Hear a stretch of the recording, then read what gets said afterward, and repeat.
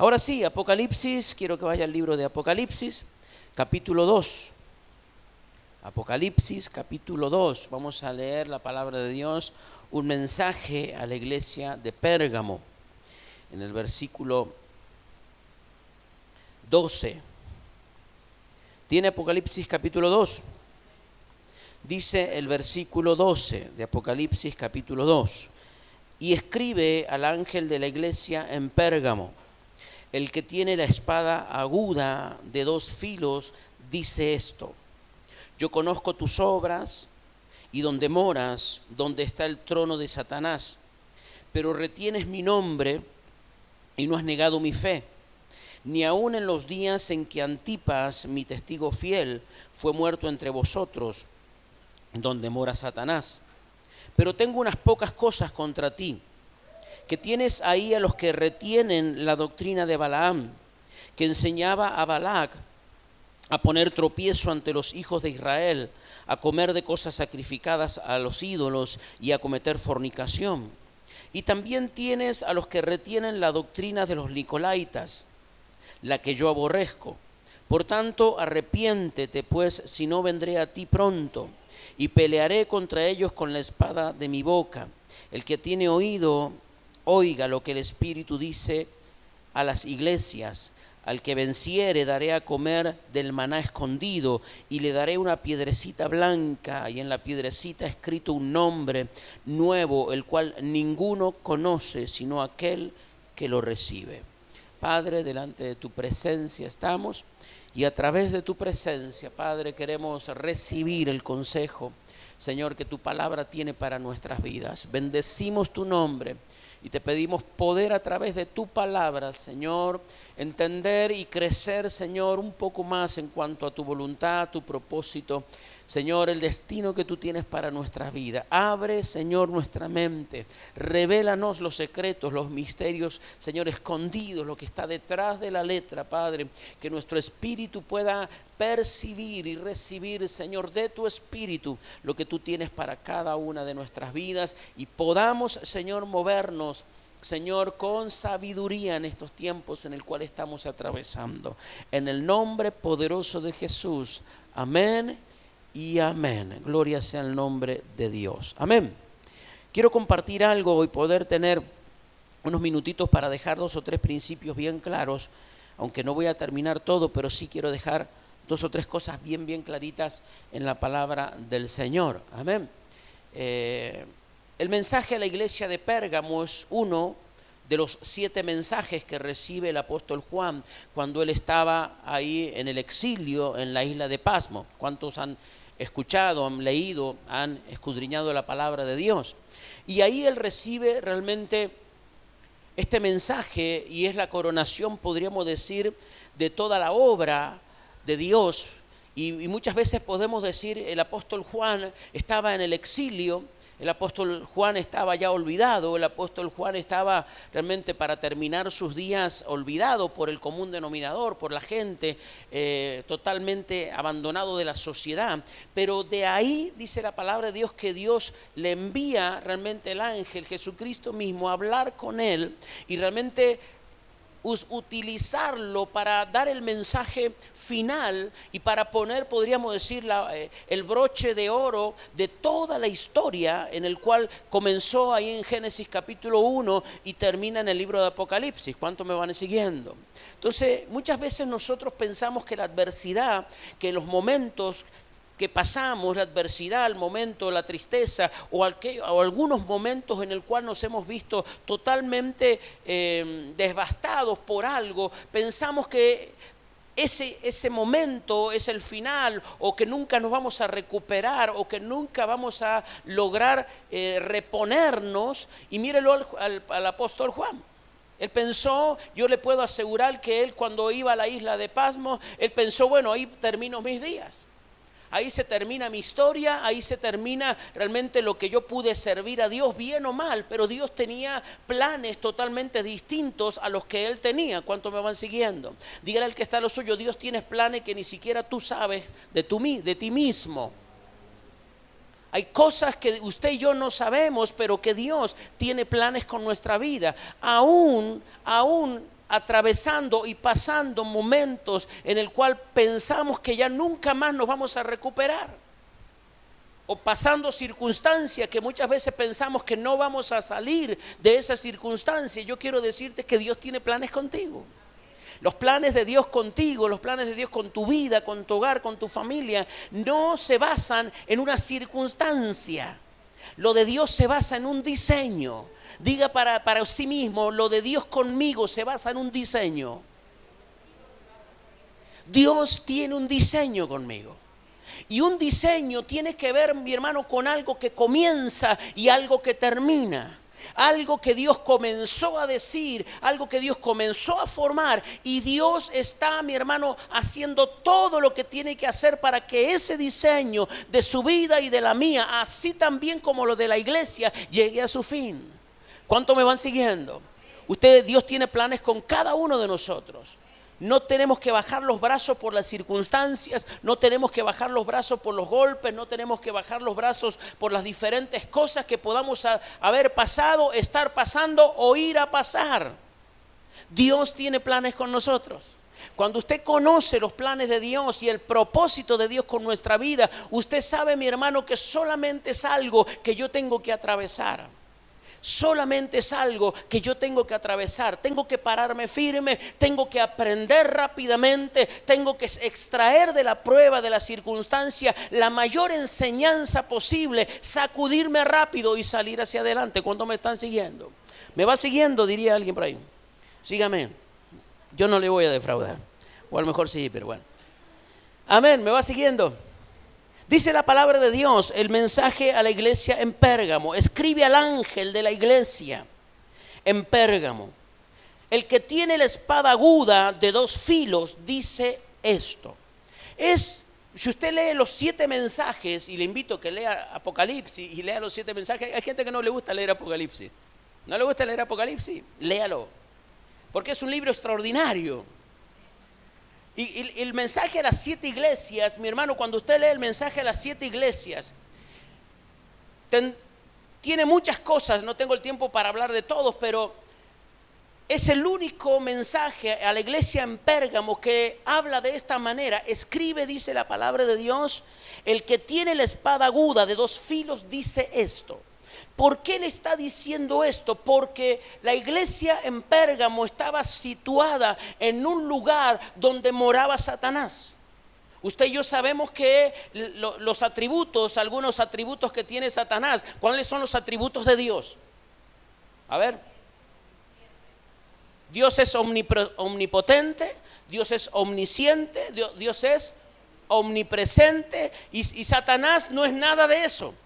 Él no escucha todo a la vez, Él no está en todos los lugares a la vez, Él no tiene poder, ni siquiera tiene poder, porque dice que le fue despojado todo el poder que sí tenía.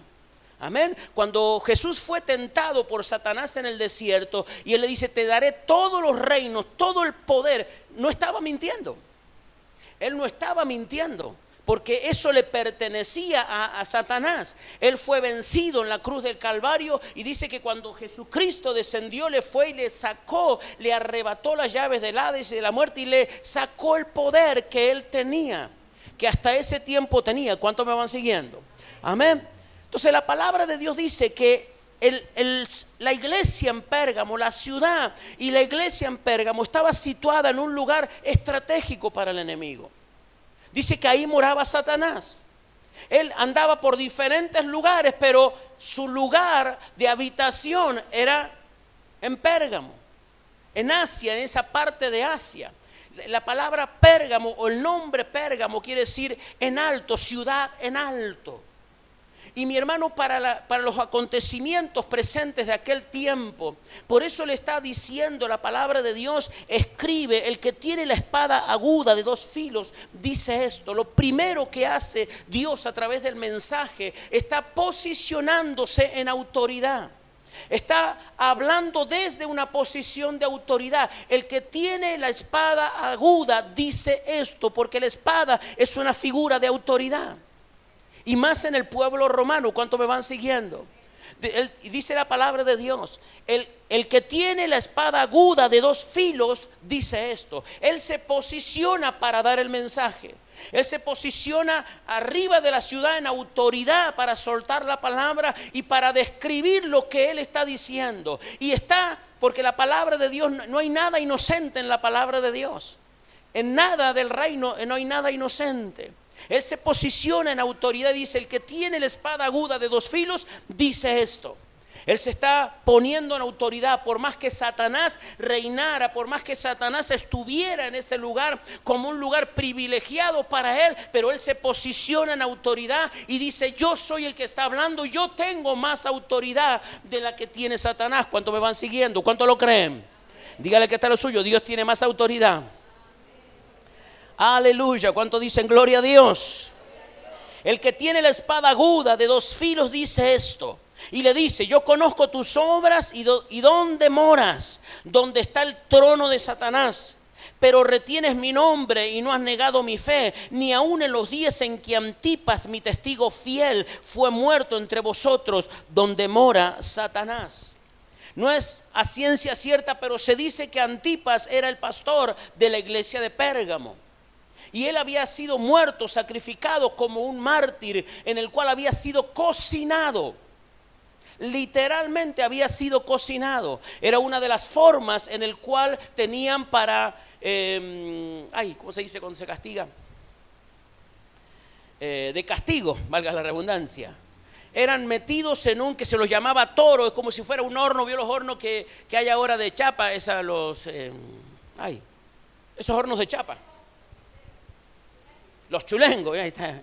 Sabe de chulengo, ¿no?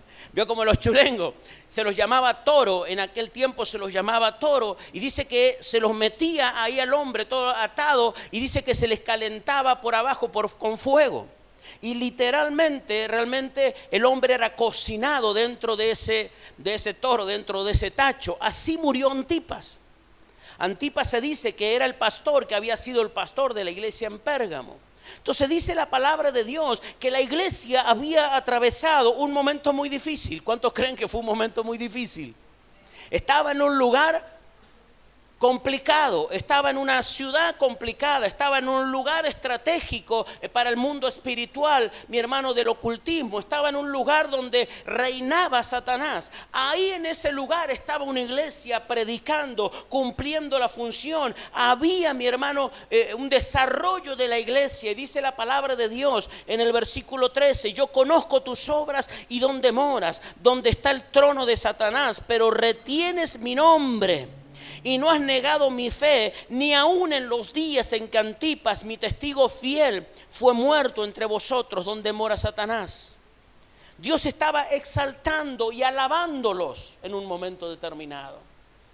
No han perdido mi fe, no han guardado, se han mantenido teniendo el testimonio, han seguido predicando aún en las circunstancias que vivieron. Gloria a Dios por ello. Aún en las circunstancias que vivieron, ellos permanecieron realmente predicando el evangelio. Pero ahí viene algo en el cual está, podríamos decir, lo directo del mensaje. Y hay un mensaje a esta iglesia en particular que tiene que ver con la vida interna de la iglesia. Que tiene que ver con la vida interna de la iglesia.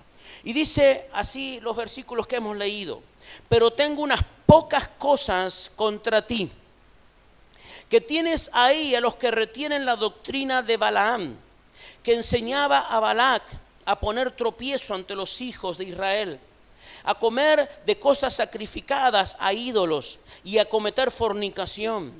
Y también tienes a los que retienen la doctrina de los nicolaitas, la que yo aborrezco. Eran las pocas cosas que tenía la iglesia en Pérgamo. Primero le dice, tengo algunas pocas cosas contra ti. Lo primero que tú tienes ahí y tienes que revertir es que tienes y mantienes a gente en el cual tiene la doctrina de Balaam. ¿Cuántos recuerdan la historia de Balaam y de Balac? Balaam fue aquel que le habló el asna. ¿Recuerda la historia? Balaam fue el que vio eso sobrenatural, que el asna le hablara y que le dijera, ¿por qué me pegas? ¿Por qué me azotas? ¿Por qué me castigas? ¿Qué te he hecho yo? Ese es Balaam, el profeta Balaam. Él iba camino a donde estaba el rey Balac. ¿Por qué? Porque él había sido comprado realmente para que él profetizara contra el pueblo de Israel, que venía conquistando todas las ciudades que tenía delante. Balac era un rey en el cual estaban del otro lado del Jordán cuando el pueblo de Israel iba conquistando todo a su paso. ¿Cuánto me van siguiendo? Él fue comprado para profetizar y realmente para maldecir al pueblo de Israel. Dice la palabra de Dios que cuando Balaam llega delante del rey Balac, le dice: ¿qué quieres que haga? No puedo hacer nada porque Dios ha bendecido este pueblo. Pero Balac le dice: bueno, pero por las dudas, ¿por qué no vas y consultas? Y Balaam que le dice: bueno, vamos a consultar. Y él le consulta a Dios y Dios le dice: lo que tú no puedes maldecir lo que yo he bendecido. Por 3 veces se lo dijo, 3 veces fue a buscar la opinión de Dios. ¿Usted piensa que Dios cambia de opinión? Bueno, el profeta pensaba que sí. 3 veces fue a buscar realmente a ver si cambiaba de opinión. Y cuando él iba a soltar algo, él se presentaba y le decía a Balac: no puedo maldecir lo que Dios ha bendecido. Entonces Balac lo llevaba: bueno, pero a lo mejor de acá no, y lo llevaba para otro lugar, a un monte, lo llevaba para la llanura, lo llevaba para diferentes lugares, a ver si a lo mejor el hábitat le hacía cambiar. Y él venía con la misma respuesta: no puedo maldecir lo que Dios ha bendecido. Y cuando fue la 3ª vez le dice: ya está, yo no puedo, ya no tengo más nada que hacer. Entonces él se vuelve a la ciudad. Él se vuelve a la ciudad y dice la palabra de Dios que Balac no se quedó con el hecho de que no podía recibir la maldición, sino dice que le envió a donde paraba, en el hotel que paraba ahí Balaam, dice que le envió mensajeros y le preguntó: bueno, pero si tú no lo puedes maldecir, ¿qué podemos hacer? ¿Cuál sería la estrategia? ¿Qué podemos hacer? Y ahí vino, mi hermano, el consejo del profeta cuando yo no estaba en posición. Y el consejo del profeta fue: mira, maldecirlos no los puedo maldecir, no vas a encontrar a nadie que los maldiga. Pero puedes hacer algo. ¿Por qué no le dices o mandas a tus mujeres que vayan al campamento de los israelitas? ¿Por qué no mandas a tus varones al campamento de los israelitas y se mezclen? Y que puedan entrar de esa manera, tener relaciones y poder realmente de esa manera inmiscuirte y hacerlos pecar. Por eso dice la palabra de Dios, en el cual, muchísimos años después, pero tengo unas pocas cosas contra ti, que tienes ahí a los que retienen la doctrina de Balaam, que enseñaba a Balac a poner tropiezo ante los hijos de Israel y a comer de cosas sacrificadas a los ídolos y a cometer fornicación. Mira hasta dónde trascendió los consejos de Balaam. Hasta dónde trascendieron, mi hermano, la equivocación y el juicio de Dios, aún en Apocalipsis, aún en Asia Menor, como el tiempo había pasado y, mi hermano, todo ese pecado que se iba engendrando, iba causando malestar, iba carcomiendo, mi hermano, por dentro del pueblo de Dios. Tengo algo contra ti, le dice Dios a la iglesia en Pérgamo, que tienes todavía algunos que sostienen la doctrina de Balaam. Mi hermano, la iglesia de Pérgamo está recibiendo un mensaje de parte de Jesucristo mismo y le está diciendo, mi hermano, que ellos tienen un problema interno. Tienen un problema interno. Desde el año pasado, cuando comenzamos todo este tiempo en el cual de pandemia que azotó el mundo entero y realmente tomó por sorpresa a toda la iglesia, todo el mundo tomó por sorpresa, todos los gobiernos, realmente hasta el día de hoy. Mire que he estado en reuniones, hemos conversado y desde el comienzo yo recibí una palabra de parte de Dios y esa es la palabra que Dios me dio en Daniel capítulo 10 y siempre Dios habló a mi vida que todo lo que está pasando, lo que pasó, lo que está pasando y lo que va a pasar es un trato personal que Dios tiene con su iglesia, no lo tiene con el mundo. Dios no está teniendo un tema con el mundo, Dios no está teniendo un trato con el mundo. Dios no está tratando con el mundo o castigándolo, más allá que también es castigo. Pero Dios está hablando y metiendo su mano en la iglesia.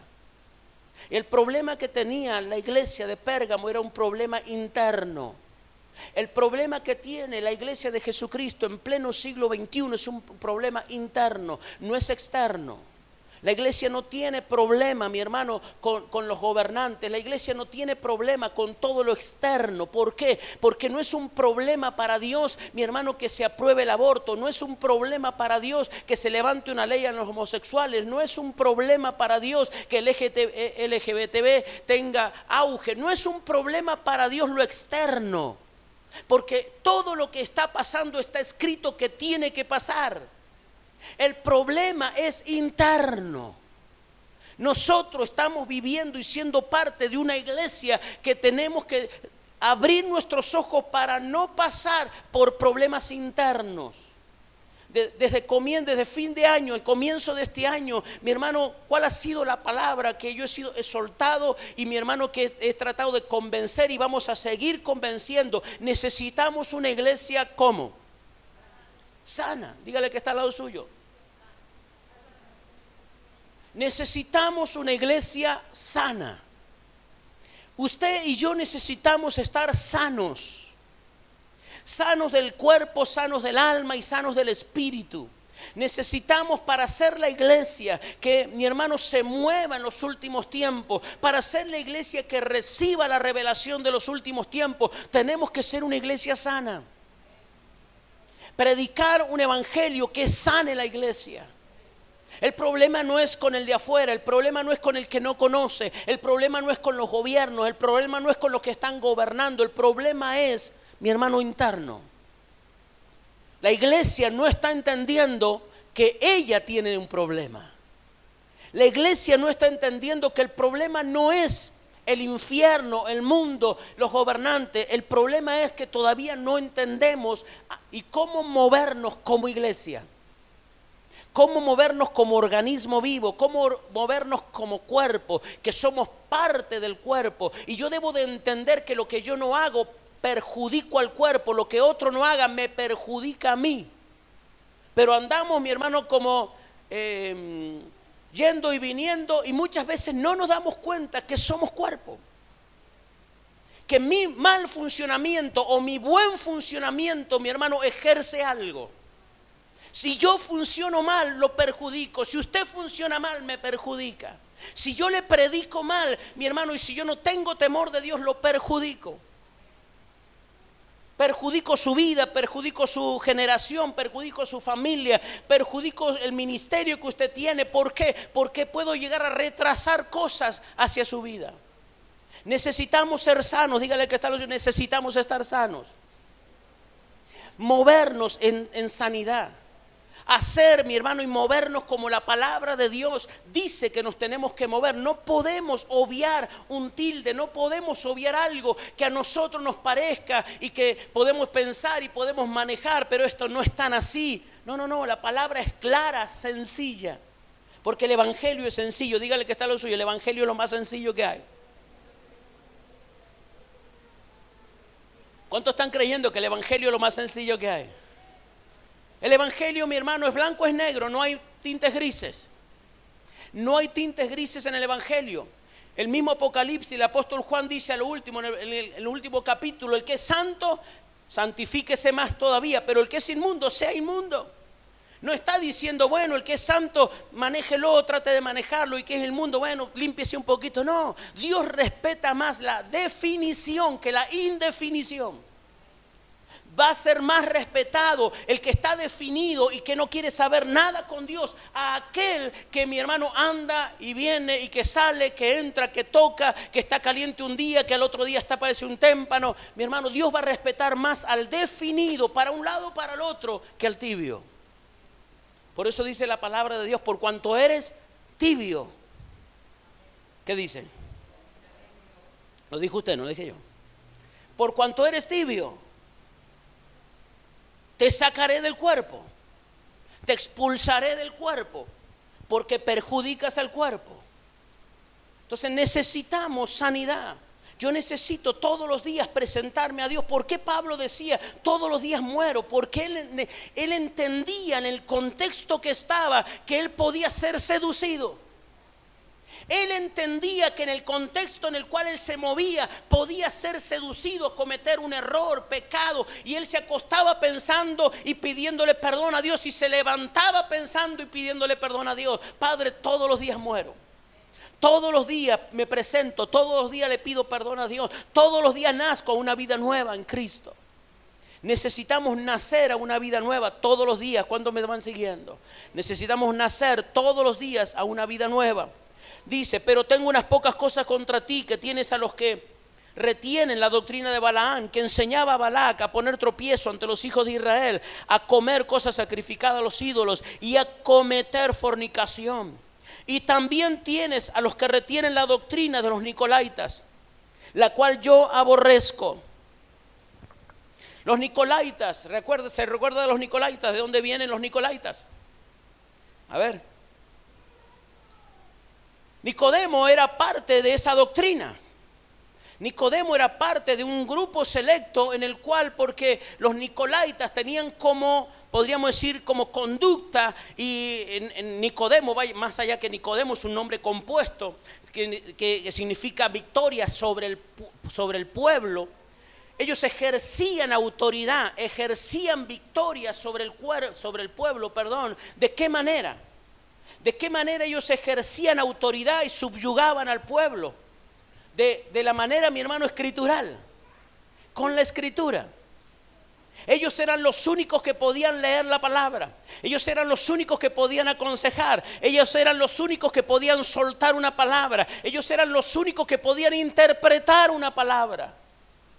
Ellos ejercían autoridad, sujeción, y ponían el pie sobre el pueblo y decían, esto dice Dios. Y el pueblo decía, amén. Ellos ejercían autoridad, subyugaban al pueblo. Por eso dice, yo aborrezco esa doctrina. Aborrezco a aquel realmente que está poniendo, que no hay humildad, que está poniendo, mi hermano, peso sobre carga, sobre los santos, sobre los hijos. Jesucristo vino a sacar ese peso y a dar libertad a los cautivos, que cuando Él dice, el Espíritu de Jehová está sobre mí por cuanto me ha ungido, y dice, me ha dado poder, autoridad para ungir, para sanar, para liberar, para restaurar, para predicar el año agradable. Mire lo diferente del evangelio que Jesucristo predicó. Por eso ellos eran confrontados, los nicolaitas, los fariseos, los saduceos, mi hermano, eran confrontados con el mensaje, con la palabra. Lo único que va a sostener Dios, y por eso usted y yo en pleno siglo XXI, en este tiempo, lo que nos tiene que marcar la diferencia es la palabra. Que usted y yo tengamos una palabra diferente, distinta. Que usted y yo nos movamos bajo una dirección diferente y distinta. No importa si todo, mi hermano, el mundo va para allá. Si Dios dice que nosotros solamente vamos para allá, nosotros vamos para allá. ¿Cuántos me van siguiendo? Porque no es donde todos vayan, es donde Dios diga que tenemos que ir. ¿Cuántos me van siguiendo? Diga ay, si no dice amén. Retienes a la doctrina de los nicolaitas, que yo aborrezco. No hay nada peor para Dios, mi hermano, que ver a la iglesia subyugada por otro hombre. A los suyos subyugados, mi hermano, por una mentira, por una verdad medias. Por eso usted y yo, desde el momento que tenemos la palabra de Dios y tenemos la libertad para leer, para escudriñar, para pedirle a Dios revelación, para pedirle a Dios y seguir lo que se nos va enseñando, mi hermano, usted tiene todo el derecho de preguntar y decir, me parece, pastor, que esto no es tan así. Pero va a tener que tener mucha claridad y para convencerme. Va a tener que ir a la profundidad y vamos a crecer juntos. ¿Cuántos me van siguiendo? Porque de esa manera la iglesia tiene que crecer, que los dones se despierten, que realmente podamos cumplir la función, que los dones, que los talentos, que vayamos, mi hermano, funcionando, que los dones que usted tiene, que los talentos que usted tenga, que las capacidades que usted y yo tengamos, mi hermano, empiecen a funcionar. Que empiecen a funcionar. Dígale que está lo suyo, ¿qué esperas para funcionar? Dígaselo de vuelta. ¿Cuántos tienen dones, talentos, capacidades, oficios? Levante, a ver, yo quiero ver, ¿cuántos tienen dones, talentos, capacidades, oficios? ¿Qué espera para funcionar? ¿Qué espera para funcionar? Necesitamos funcionar. Dígale que está lo soy. Yo necesito que vos funciones. Mi hermano, esto es una cuestión de necesidad. El cuerpo lo necesita. El cuerpo lo necesita. Dígale al que está lo suyo, yo necesito que funciones. Yo necesito que funcione, yo necesito que usted funcione. Usted necesita que yo funcione bien. ¿Cuántos creen que usted necesita que yo funcione bien? Yo necesito que usted funcione bien, porque por más que yo funcione bien, si usted no funciona bien, algo nos falta. Una rueda, tenemos un par de ruedas pinchadas. ¿Y a dónde vamos a ir con las ruedas pinchadas? No se puede ir a ningún lado. Se nos va a prender fuego el carro, diría el... Necesitamos funcionar. Usted tiene muchísimo para funcionar, pero necesitamos sanidad y necesitamos que el Espíritu Santo nos diga en las áreas que necesitamos fortalezas, que el Espíritu Santo nos diga en qué área yo necesito ser sano, qué es lo que necesito sacar de mi vida, qué necesito, mi hermano, extirpar de mi vida. Lo que estaba diciendo Dios a través del ángel, mi hermano, a la iglesia en Pérgamo, que la iglesia de Pérgamo necesitaba una cirugía mayor. Y Jesucristo con la espada aguda estaba haciendo una cirugía que estaba sacando, mi hermano, sin dañar la iglesia, pero sacando aquellas cosas que estaban dañándola. Necesitamos hacerlo, usted con sus capacidades, yo con mis capacidades, usted con sus talentos, yo con mis talentos, con los dones, con los oficios. Necesitamos operar la iglesia y necesitamos funcionar. ¿Cuántos dicen gloria a Dios? Yo quiero funcionar. Yo necesito funcionar, es una necesidad. Y es una necesidad meternos en la presencia de Dios. Es una necesidad buscar de Dios, es una necesidad. No es tiempo, mi hermano, para ir y venir, para andar, mi hermano, de turismo en el cuerpo, para ver dónde me siento bien, qué es lo que hago, qué me dicen que haga. No, mi hermano, empiece a funcionar. Empiece a funcionar. Ya basta del turismo interno, dígale que está al lado suyo, basta del turismo. Por más que el gobierno no quiera parar el turismo. Basta de turismo corporal, dígale que está lo suyo, basta de turismo corporal. Deja de hacer turismo por el cuerpo. Ya está, establecete en algún lado, en un hostel. Establecete en algún lado, ya está de turismo. ¿A cuánto le gusta viajar? Mire, yo extraño viajar, no sabes cómo extraño viajar. El otro día venía con Jessica y le dije, ¿cómo extraño viajar? Pero un viaje largo. Ya vamos a hacer un viaje ya. Mi hermano, necesitamos establecernos para que el reino funcione. Necesitamos establecernos, basta de turismo corporal. Basta de turismo, mi hermano, de órgano en órgano, funcionando en el recorrido de las venas. Y qué lindo, nos sentimos ahí guiados. No, ya está, funcionemos. Necesitamos funcionar, usted y yo necesitamos funcionar, porque es la única manera que las promesas de Dios se activen. Es la única manera que lo de Dios tenga cumplimiento firme en su vida, dice la palabra de Dios. Él aborrece, dice la palabra de Dios, la doctrina de los nicolaitas. Por tanto, dice, arrepiéntete, pues si no, vendré a ti pronto y pelearé contra ellos con la espada de mi boca. El que tiene oído, oiga lo que el Espíritu dice a las iglesias. El que venciere, daré a comer del maná escondido, y le daré una piedrecita blanca, y en la piedrecita escrito un nombre nuevo, el cual ninguno conoce, sino aquel que lo recibe. No tengo el tiempo para hablarle de eso puntualmente, pero sí quiero terminar con esto. El que venciere, y al que venciere daré a comer del maná escondido. Con esto termino, porque si me meto en la piedrecita no termino. El que venciere le daré de comer del maná escondido. Mi hermano, lo de Dios y lo del último tiempo tiene que ver con revelación. Usted y yo tenemos que entrar en un tiempo de revelación y de relación con Dios para extraer de la palabra de Dios cosas que no han sido dichas, secretos que no han sido descubiertos, misterios que están esperando ser descubiertos y que Dios está esperando que alguien se meta en ese ambiente, en esa atmósfera espiritual. ¿Cuánto lo están creyendo? Me parece que no lo está creyendo. Dios necesita una iglesia que se meta en una atmósfera espiritual más profunda y que pueda meter, mi hermano, y extraer secretos y misterios que no han sido revelados en este tiempo, mi hermano, que no han sido descubiertos todavía, que no han sido dichos todavía, palabras que van a marcar el rumbo de la iglesia de los últimos días. ¿Cuánto lo están creyendo? Por eso dice: el que venciere. Usted y yo estamos en una lucha. Dios no desconoce tu lucha.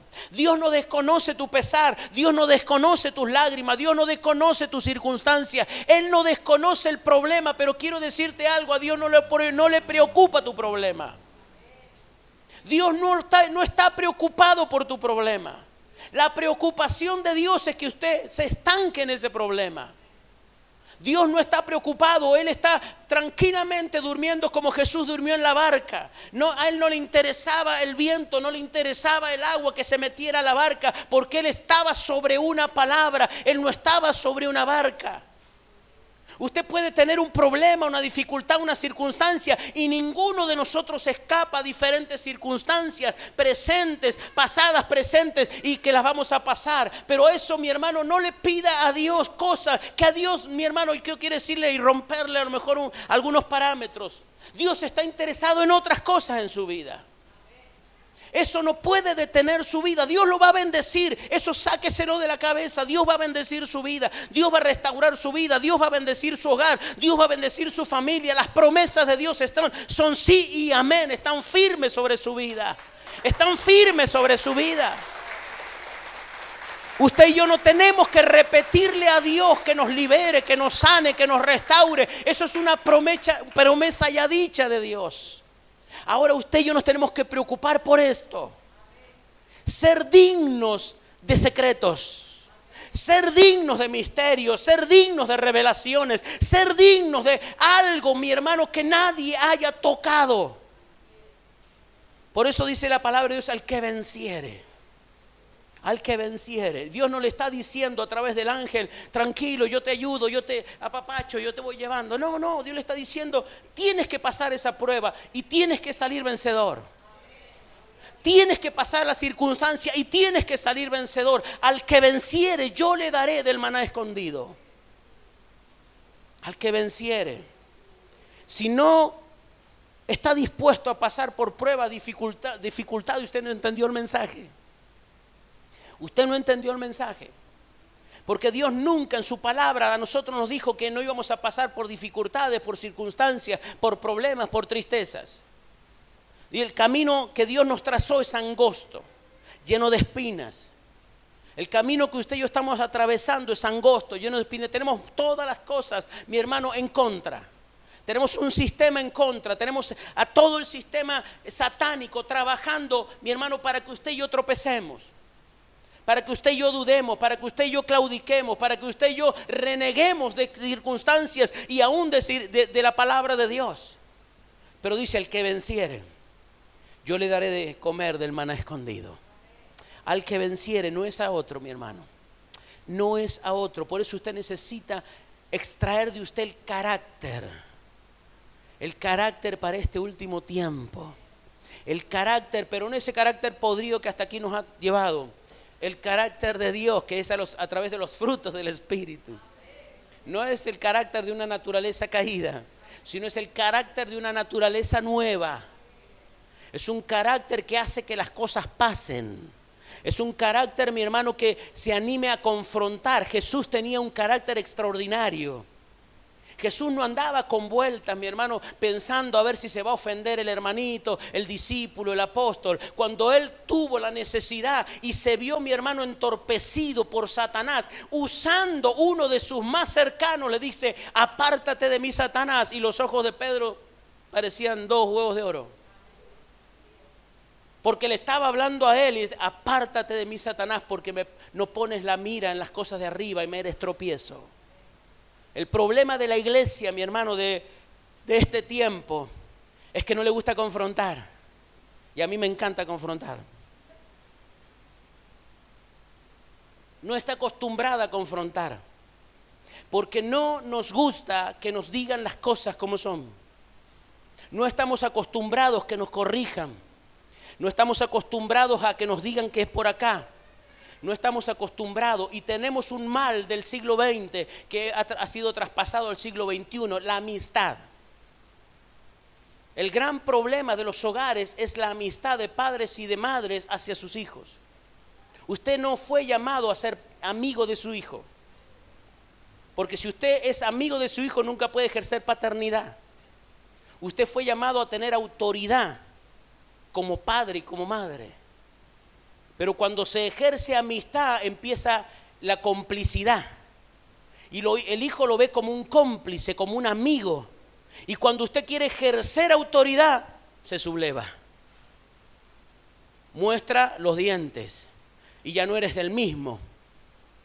Mi hermano, usted y yo no fuimos llamados a ser amigos de nuestros hijos. Usted y yo fuimos llamados a meter nuestros hijos en el reino, a como dé lugar. A como dé lugar, yo tengo que meter mis hijos en el reino. Y no puedo ser amigo de ellos, podré tener momentos muy buenos, podré tener momentos excelentes con ellos, pero yo no fui llamado a ser amigo de ellos, cómplices de ellos, confidente de ellos. Es un error, y dígame si no es un error del siglo XXI. Es un error del siglo XXI. Que necesitamos rever, y la iglesia, ¿por qué? Porque con ese pensamiento que hemos traído el siglo XX y el siglo XXI, la iglesia no entiende lo que es paternidad espiritual. No entiende lo que es paternidad espiritual. Cuando alguien le dice lo que está mal, usted se subleva, el hijo espiritual se subleva, no le gusta. ¿O no? Gloria a Dios, gracias por los sinceros. No nos gusta. Porque es natural, porque venimos de una esencia en el cual no está basada, mi hermano, en falta de autoridad. Entonces no nos gusta que nos corrijan, no nos gusta que nos enderecen, no nos gusta que nos digan por acá, no nos gusta. Entonces muchas veces el cristiano se siente bien con un líder o se siente mejor con aquel que lo apaña, que le dice las cosas bonitas, que le dice, bueno, pero ya vamos a salir, no importa, bueno, el pastor está enojado o el pastor estaba en un mal día, pero tranquilo. Mi hermano, usted está haciendo lo peor que puede hacer, porque usted no tiene por qué justificarme a mí. Usted lo único que tiene que hacer es aceptar la palabra, y si tiene algo que decir en contra de la palabra de corrección que está recibiendo, las puertas de mi casa, de mi vida está abierta para que usted me confronte y me diga, me parece que no es por aquí. ¿Cuántos están entendiendo? ¿Cuántos me van siguiendo? Bueno, ya son menos. ¿Cuántos me van siguiendo? Ese es el problema de la iglesia del siglo XXI. El problema de la iglesia del siglo XX, que se acostumbró al liderazgo que iba detrás de las ovejas, mi hermano, como si fueran las ovejas una manada, en el cual iba llevando, tratando que nadie se saliera. Y esto es totalmente errado el mensaje de la palabra del Señor. Dice que las ovejas oyen la voz del pastor y lo siguen. Oyen la voz del pastor y lo siguen. No importa cuánta distancia esté el pastor, la oveja lo sigue. El pastor no puede ser arriero de la gente, porque si usted necesita ser arriado, usted no es una oveja, es un chivo. Porque aquellos que saben de campo, que los que se arrían son los chivos. La oveja oye la voz del pastor y lo siguen, porque la oveja confía plenamente. Yo espero que usted confíe plenamente. Confíe plenamente. Mi hermano, la Biblia habla de un trato interno, porque necesitamos sanidad, necesitamos estar sanos, y para estar sano, mi hermano, usted y yo necesitamos reconocer que hay una enfermedad. Porque si usted cuando va a asistirse es porque siente algo que necesita que se lo trate, en cualquier área. Por eso necesitamos pedirle al Espíritu Santo que nos diga cuál es el área que nosotros tenemos debilidad, cuál es el área que somos, mi hermano, vulnerable, cuál es el área en el cual nosotros tenemos que arreglar para tener sanidad, sea en cualquier área, en el cuerpo, en el alma, en el espíritu. Necesitamos sanidad. como iglesia necesitamos estar sanos. ¿Para qué? Para vencer.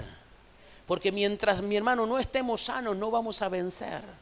Al que venciere, yo le daré de comer del maná escondido.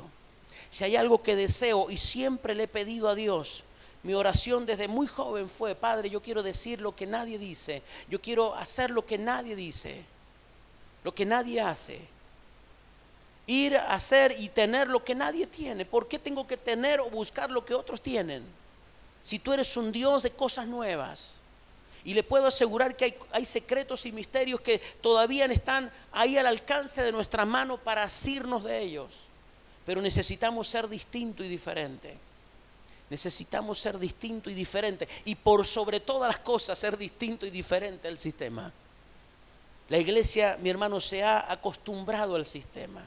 Se ha amoldado al sistema. Nos hemos ayornado con el sistema.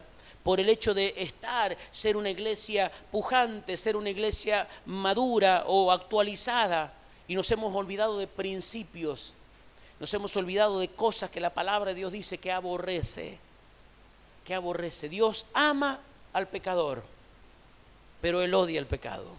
Esa es la diferencia. Todos estamos, mi hermano, invitados a ser parte del corazón de Dios. Pero Dios nunca va a compartir con el pecado, porque Él confronta el pecado con una palabra de amor, de bondad. Pero lo que quiere es que usted y yo salgamos de un estado para meternos en otro, en una vida nueva en Cristo. Creo que ayer hablaba ahí en el vivo. Mi hermano, la iglesia necesita aprovechar este tiempo. Necesitamos aprovechar cada momento, cada segundo, cada hora que tenemos de predicar el Evangelio. Predicar el Evangelio y pedirle a Dios: Señor, dame palabra, dame secretos, dame misterios. Yo necesito predicar el Evangelio. Mi hermano, ande para todos lados con un cuaderno, con un grabador. ¿Por qué? Porque Dios lo va a sorprender. Dios lo va a sorprender con palabras, Dios lo va a sorprender con misterios, Dios lo va a sorprender con secretos. Y si no entiende, mi hermano, tranquilo, usted anote, usted déjelo ahí. Ya vendrá el tiempo de entender, ya vendrá el tiempo de unir verdades, ya vendrá el tiempo de que las cosas se junten. Mi hermano, hay un maná escondido que es para usted y para mí. ¿Cuántos dicen amén? Quiero que se ponga de pie en esta noche.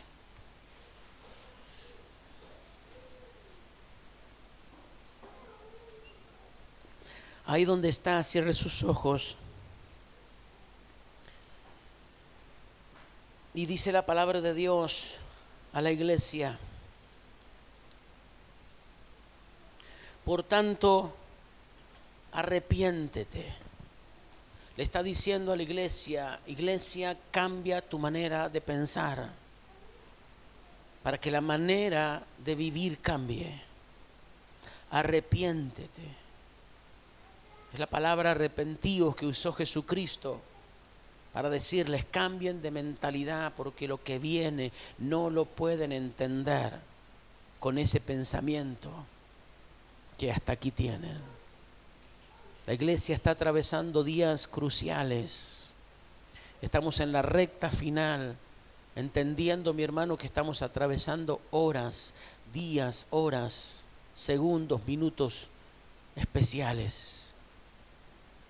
Por eso yo bendigo su vida y declaro que esta palabra queda atesorada en su mente y en su corazón, y que comenzará a producir, mi hermano, una metamorfosis dentro suyo. Que esta palabra comenzará a amonestarlo de día y de noche, comenzará a tocar, comenzará, mi hermano, tendrá que escudriñar y buscar, y tendrá que entender cosas que hoy no entiende, pero que están ahí. Por eso le bendigo y declaro que esta palabra es una semilla solamente. Es una semilla solamente que comenzará a fructificar. Padre, gracias. Gracias, Dios, por tu presencia.